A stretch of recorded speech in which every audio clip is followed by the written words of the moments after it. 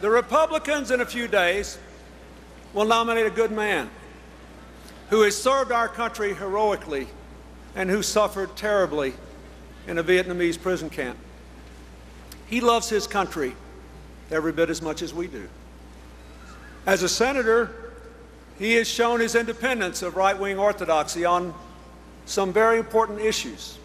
But on the two great questions of this election, how to rebuild the American dream and how to restore America's leadership in the world, he still embraces the extreme philosophy that has defined his party for more than 25 years.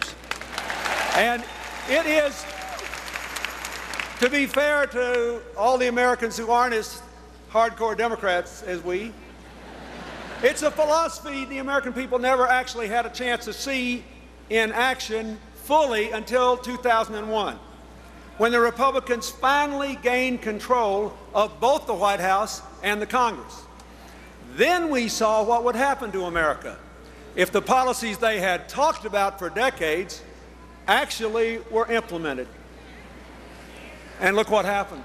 They took us from record surpluses to an exploding debt, from over 22 million new jobs to just 5 million, from increasing working families' incomes to nearly $7,500 a year to a decline of more than $2,000 a year, from almost 8 million Americans lifted out of poverty to more than 5.5 million driven into poverty, and millions more losing their health insurance.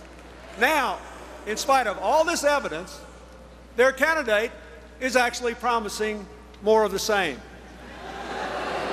Think about it. More tax cuts for the wealthiest Americans that will swell the deficit, increase inequality, and weaken the economy.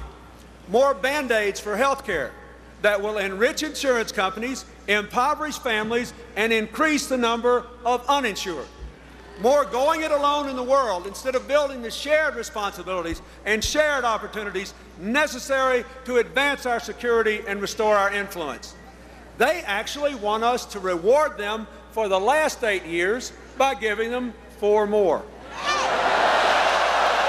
Now, let's send them a message that will echo from the Rockies all across America. A simple message. Thanks, but no thanks. In this